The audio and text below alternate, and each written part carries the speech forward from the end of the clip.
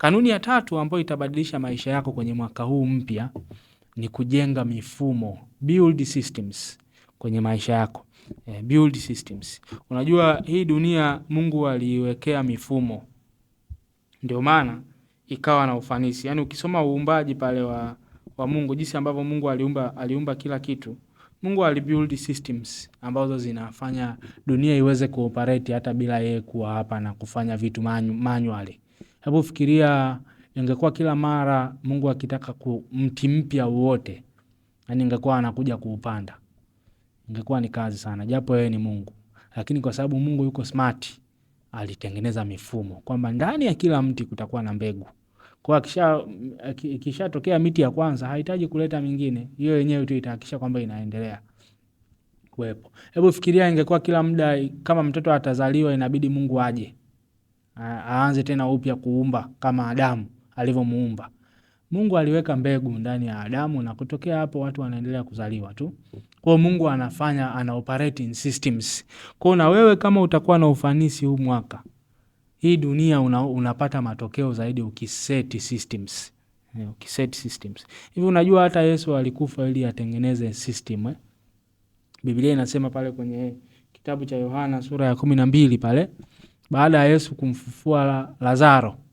Baada ya Yesu kumfufua Lazaro ilikuwa ni habari kubwa sana. Kwa watu wakawa wanakuja kutoka mjini kuja kumuona Lazaro pamoja na Yesu, na Biblia inasema watu wengi waliokuja walimwamini, na ilikuwa ni kipindi cha sikukuu. Kwa pia kuna watu wa mataifa pia walikuwa wameenda Yerusalemu kwa ajili ya sikukuu. Biblia inasema wale watu wakaenda kwa Filipo wakamwambia tunataka kumuona Yesu. Filipo akaenda kwa Andrea wakaenda kumwambia Yesu kwamba kuna Wayunani ni watu wa mataifa wamekuja hapa wanataka kukuona. Hebu sikiliza sasa majibu ya Yesu anayosema kwenye Yohana 12 mstari wa 24. Yesu anawaambia, amini nawaambia, mbegu ya ngano isipoanguka ardhini na kufa, hubakia kama mbegu peke yake, lakini ikifa huzaa mbegu nyingi. Halafu anaendelea anawaambia saa imefika ya mwana wa Adamu kutukuzwa. Saa imefika ya mwana wa Adamu kutukuzwa. Yaani ni kama wale Wayunani walivyokuja. Unajua Yesu alivyokuja ujio wake wa kwanza alikuja kwa ajili ya Wayahudi. Alikuja kwa ajili ya Wayahudi. Ndio maana hata anamwambia yule mwanamke Mkanaanayo kwamba siwezi kuchukua chakula cha watoto nikawapa mbwa, kwa sababu ujio wake wa kwanza alikuja kwa ajili ya Wayahudi. Sasa Yesu baada ya kuambiwa kuna Wayunani wamekuja, ni kama walimkumbusha. Ni kama walimkumbusha Yesu kwa nini amekuja. Kwa Yesu anasema hapa kwenye anavyoongelea mbegu, anasema nikikupa maana yake sasa. Anasema nikibaki hapa, yani nikibaki katika mwili hivi, ili mtu anione itabidi asafiri kuja Yerusalemu kuniona kama hawa Wayunani. Sasa hebu fikiria dunia nzima tungekuwa tunaenda kumuona Yesu Yerusalemu. Ingekuwa ni ngumu, lakini anasema mbegu ikifa inazaa mazao mengi. Kwa hiyo Yesu baada ya kufa sasa hivi ametengeneza mfumo kwamba yeyote anayeliitia jina la Bwana anaokolewa bila kujali yuko wapi. Yaani uhitaji kwenda Yerusalemu ili kuokoka. Uhitaji kumuona Yesu physically. Baada ya mbegu kufa Yesu ametengeneza system ambao popote ulipo ukisikia ukaamini unamuita unaokoka. Kwa hata kuokoka tumeokoka wewe na mimi, hatujai kufika Yerusalemu lakini tumeokoka kwa sababu Mungu alitengeneza system pia. Ndio maana tunaona matokeo. Kuna Wakristo billions duniani kwa sababu ya system ambayo Mungu aliitengeneza. Kwa na wewe pia nakutia moyo kwenye mwaka huu mpya, jenga mifumo itakao kusaidia kuwa na matokeo na ufanisi. Kwa mfano, ninavyoongelea mifumo siongelei vitu vikubwa sana. Naongelea kwa mfano kuwa na morning routine. Yaani wewe siku zako zikoje? Huwa siku yako siku yako yenye ufanisi unaianzaje? Hiyo tengeneza build a system. Unaamka saa ngapi? Ukiamka unafanya nini? Kwa mfano labda naamka alfajiri naanza siku yangu na devotion. Baada ya hapo ninafanya 1 2 3. Halafu unakuwa una structure ambayo ukiingia kwenye hiyo structure, siku ikija kuisha unakuwa tayari umekuwa na ufanisi. Yaani hata bila kutumia akili. System tu inakulazimisha kwamba uwe na matokeo na ukue kiroho. Yaani unakuwa umestructure maisha yako kiasi kwamba hata ukimleta mtu ambaye hana muda wa kufikiria akaifuata hiyo system atapata matokeo. Unafikiri kwa nini watoto wa shule za msingi wanafaulu na sekondari? wanafanya vizuri. Alafu baadhi yao wakifika chuo wanafeli. Kwa sababu kuna systems. Kule O-level na primary kuna systems, kuna kengele, kuna muda wa vipindi, kuna muda wa chakula. Kwa mtu huyu akikaa kwenye system hiyo hiyo anafanya vizuri. Akitolewa akaenda chuo ambako hakuna kengele, hakuna muda wa kula, au usipoenda vipindi hakuna mtu anayekuuliza, mnakutana darasa, mnakutana kwenye mtihani. Inawezekana akajikuta amefika kwenye mtihani afu kitu pekee anachojua ni series na movies. Hakusoma vya kutosha, hakwenda darasani vya kutosha. Kwa nini? Kwa sababu ametolewa kwenye mfumo. Kwa mwanadamu anaishi kwa routine, anaishi kwa ratiba. Kwa nakutia moyo, tengeneza system. Tengeneza system. Huwa unalala saa ngapi na kuamka saa ngapi? Ukiamka huwa unafanya nini? Tengeneza mifumo. Mwaka 2023 nilikuwa ninaenda shule. Kwa nilikuwa nasafiri nje ya Dar es Salaam. Alafu na maisha yangu yanaendelea, na ofisi na rani na mambo mengine. Nakumbuka wakati namuomba Mungu kwamba ninafanyaje kwenye hii season, ndio Mungu alinirudisha kwenye kitabu cha Mwanzo sura ya 1. Akaniambia angalia mimi nilivyofanya mambo yangu. Operate kwa systems. Kwa akaniambia na mimi nitengeneze mifumo. Yaani kabla sijaondoka nitengeneze system ambayo ofisi inaweza ikarani bila mimi kuwepo. Maisha yanaweza yakaenda, yani mambo yanaweza yakaenda kwa mimi tu kufanya supervision ya mbali. Na hizo system Mungu alinisaidia nikazifanya, ndio maana hadi leo nina muda wa kuweza kufanya mambo ninayoyafanya. Kwa sababu ni kutokea pale mambo yameweza kuendelea kwenda bila mimi kuwa involved kwa 100%. Kwa hiyo kutengeneza system inamaanisha kutengeneza templates. Kwa mfano kama kazi yako inahusisha kutengeneza kitu cha aina fulani, unaweza kutengeneza template ambayo mtu yoyote anaweza akaifuata alafu akapata kile ambacho unataka akipate. Mtu yoyote anaweza akapata matokeo yale yale. Mtu yoyote anaweza akapata matokeo yale yale. Unajua kazi ngumu zaidi mfano anapokuja mfanyakazi mpya ofisini, ambacho nimeki experience mimi. Kazi ngumu zaidi ni kumfundisha namna tunavyofanya mambo. Yaani kwa ukimwekea system ambayo inamuonyesha kwamba huwa tunapita stage 1, 2, 3 tunapata matokeo haya hapa, unaweza ukatumia muda na nguvu zaidi kumtrain, lakini akishajua unaweza kuwa na uhakika kwamba utapata matokeo yale yale. Hebu imagine mfano ungekuwa huna uhakika kwamba koka utakao nunua leo, sikushauri unywe koka wala usinywe. Ninatoa mfano tu. Koka kwa mfano utakao kunywa leo haujui kwamba itakuwa ina ladha gani. Watu wananunua products kwa sababu they know what to expect. Kwa hiyo nakutia moyo na wewe, ili inabidi results zako ziwe predictable. Sasa results zako haziwezi kuwa predictable kama huna systems. Kwa kama mwaka huu utaongeza ufanisi kuanzia kwenye ukuaji wako wa kiroho, kwenye ufanisi wa kazi zako, kwenye malezi ya watoto nyumbani, kwenye ufanisi wa kazi za nyumbani, lazima uwe na mifumo ambayo itakusaidia. Mimi system ndo zinazonisaidia hata kwenye uandishi. Mara nyingi sana, na juzi nilikutana na mtu akaniambia unawezaje kufanya mambo unayoyafanya pamoja na ratiba zingine zote. Lakini nilivyokuwa na tafakari nikagundua kwamba kinachonisaidia ni kwamba I have systems in place. Yaani nina muda ambao unanisaidia kusoma, kutafakari na kuandika. Yaani ninajua nikiamka asubuhi nikishafanya devotion, cha kwanza ninachofanya muda wangu wa asubuhi ambao ndio muda wangu bora, that is my creative space. Yaani huo ndio muda wangu wa kufanya kazi za kibunifu. Kwa matokeo yake ni kwamba tukija kukutana labda saa 4 mimi nakuwa nimeshaandika vitu vya kutosha tu kwa siku hiyo. Kwa hiyo unakuta nikifuata tu hiyo ratiba, baada ya miezi 6 hivi najikuta nimefika mbali. Kwa nini? Kwa sababu ya systems. Nakumbuka John Maxwell alivyofikisha vitabu 70, aliulizwa amewezaje kuviandika. Akasema every day I read, every day I file, every day I think, every day I write. Yaani he has a system. Kwa hiyo ukikutana na vitabu 70 unaweza kawaza huyu mtu amekaa chini lini akaviandika vyote. Lakini hakukaa chini siku moja, ni kwamba anafanya kitu kidogo kila siku. Yaani he has a system in place ambayo inafanya vitabu vinaendelea kutoka tu kule mwisho. Kwa sababu akiishi maisha yake tu tayari ana produce vitabu. kwa system ambazo amezi set in place. Sijui kama unapata ambacho najaribu kucommunicate. Kwa nakutia moyo na wewe, hebu angalia unachokifanya, halafu unawezaje ukakiwekea mifumo ambayo itakusaidia kuongeza ufanisi, kuongeza ufanisi kwenye mambo unayoyafanya. Kwa kanuni ya 3 ambayo itakusaidia mwaka huu ni ku build systems. Kanuni ya 4 ni I encourage you to use your best time of the day for yourself. Kama maisha yako yatabadilika muda huu, mwaka huu, kwa mfano labda umeajiriwa au hata kama umejiajiri, na kutia moyo uwe na utumie masaa yako bora kwa ajili yako mwenyewe. Hiyo inaweza kumaanisha uamke mapema zaidi, lakini au kwa mfano labda ni usiku, kama wewe ni mtu wa usiku, basi manake utengeneze mazingira uweze kupata muda wa usiku. Lakini kitu ambacho kitakufanya upige hatua ni namna ambavyo unatumia masaa yako ya ziada kwenye maisha yako. Yaani masaa ambayo sio ya mwajiri. Jinsi ambavyo unayatumia ndivyo ambavyo hicho ndo ambacho kitabadilisha maisha yako. Mwajiri hapa namaanisha hata kama ni wewe mwenyewe, yani umejiajiri, wewe tayari ni mwajiri.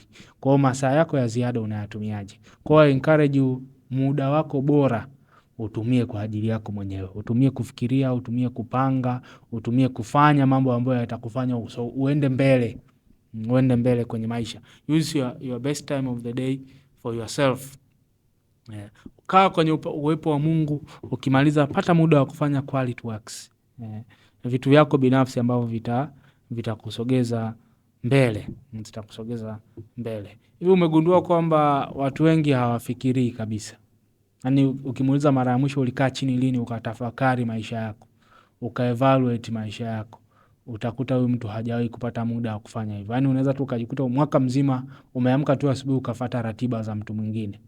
Ukafuata ratiba za kazi, ukafuata ratiba za nini, lakini wewe mwenyewe kukaa chini ufanye reflection na kupanga ni kitu ambacho hujawahi kufanya. Lakini kwa mfano ukiwa na nidhamu ya kutumia masaa yako bora kwa ajili yako, labda kwa mfano ukishamaliza devotion yako ukapata muda wa kutafakari maisha yako na kupanga na kumsikiliza Mungu na kufanya, utajikuta maisha yako binafsi yanaenda kwa sababu una muda. Una muda. Unajua kwa mwaka huu unaoanza, kama utakuwa tofauti, basi ni lazima uamue kuwa strategic. Kuwa strategic kuanzia kwenye thinking yako. Kwenye thinking yako. Tenga muda kwa ajili ya kuandika ideas. Fikiria vitu strategically, write them down. Write them down. Yatafakari maisha yako kwenye uwepo wa Mungu na uandike mipango na mawazo unayoyapata. Andika mawazo na mipango unayoyapata. Kwa hiyo naamini kwamba ukifanikiwa kutumia muda wako bora wa siku kwa ajili yako, utajikuta baada ya muda umefikiria vitu na umevifanyia kazi na hivyo vitu vimekusaidia kupiga hatua. Hii ni kanuni ambayo naamini pia ukiifanyia kazi huu mwaka itakupa matokeo zaidi. Huu muda wako binafsi huu wa siku, muda wako bora, ndio muda pia wa kufanya evaluation. Yaani usisubiri hadi mwaka uishi alafu ndio ukaanza kuevaluate mwaka. Kama vile hukuepo, yani mwaka mzima wewe ndio umekuja sasa hivi. Kumbe hivi vitu vyote unavyoevaluate wewe ndio ulitakiwa uvifanye. Kwa hiyo ukiwa una muda binafsi pia utakuwa na muda wa evaluation, labda monthly au weekly, utakuwa una monitor malengo yako, unaangalia niko kwenye right track, am I doing the right things. Hivi vyote vitakusaidia. Kanuni ya 5 na ya mwisho kwa leo, ambayo naamini kwamba ukiitumia itabadilisha maisha yako, ni kuwekeza kwenye ukuaji wako. Ni kuwekeza kwenye ukuaji wako. Kuna kitu kinaitwa 5% principle. 5% principle. 5% principle inasema watu ambao watafanikiwa in the long run ni mtu ambaye kiufahamu amefanikiwa kuwa kwenye 5% ya watu wa taaluma yake kwenye hilo eneo alilopo. Yaani kwa mfano kwenye taaluma yako wewe, kwenye kazi yako, labda kwenye biashara yako, yaani unatakiwa ukue kiasi kwamba uweze kuwa sehemu ya watu ya 5% labda ya wafanyabiashara wa hapa Dar es Salaam kwenye namna ya kufikiri. Achana na hela na uwekezaji. Kwenye thinking yako uweze kuona vitu ambavyo watu walioko kwenye 5% ya hiyo taaluma au tasnia wanaviona. Kama ni profession hivyo. Sasa ili uweze kuingia kwenye hiyo 5%, maana yake inabidi ukue. You have to grow in your thinking. You have to grow. Kwa huu mwaka ili maisha yako yabadilike, ninakutia moyo uwe intentional. Udhamirie kukua. Dhamiria kukua. Kuanzia kwenye ukuaji wa kiroho, ukuaji wa kiakili, ukuaji wa kiufahamu, ukuaji wa namna yako ya kuona mambo. Yani huu ni nakutia moyo ukue. Kwa sababu in the long run, watu ambao watapata fursa kwenye haya maisha, fursa ni kama maji, zinafuata mkondo. Kwa mwisho wa siku watu watakaopata fursa ni watu ambao wanakuwa. Fursa huwa zinamiminika kuelekea kwa watu wanaokua. Kuelekea kwa watu wanaokua. Ukuaji pia unamaanisha kubuild competence.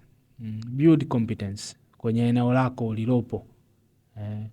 Mentor wangu wa taaluma mmoja wapo aliwahi kuniambia unavyoanza practice. Wakati nimeanza practice aliniambia miaka 5 ya kwanza usiwaze kuhusu fedha, waza kuhusu kukua.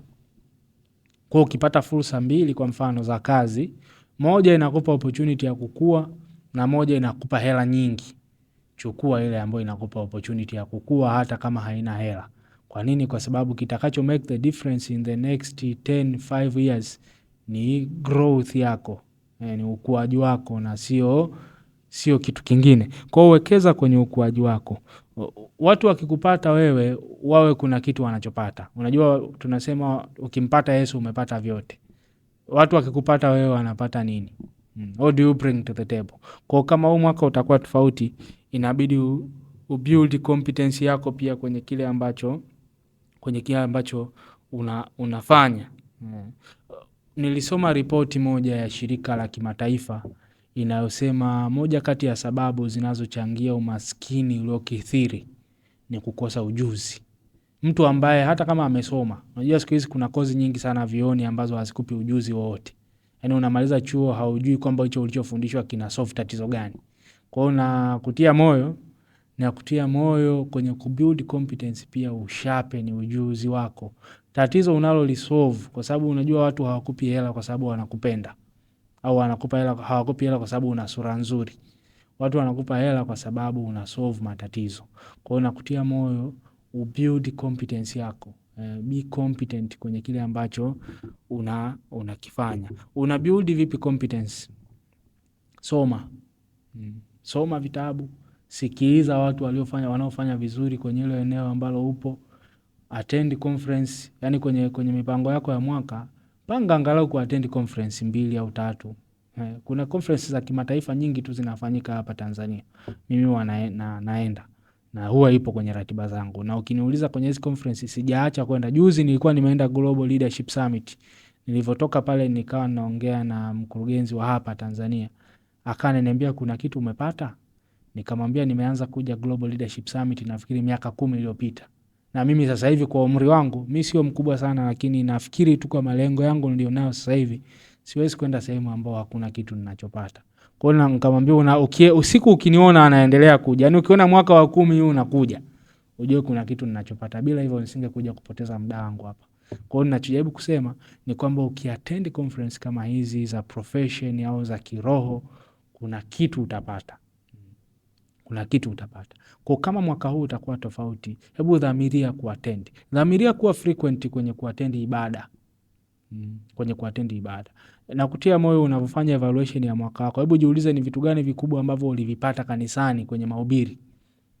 Wakati mchungaji wako anahubiri, ni vitu vingapi ambavyo ulivipata? Halafu hebu jiulize hivi kwenye ibada ambazo ulikosa ni vitu vingapi ambavyo ulivikosa? Na ungevipata ungekuwa mbali kiasi gani? Kwa hiyo na kutia moyo kwenye kubuild competence ya kiroho pia unahitaji kuwa more frequent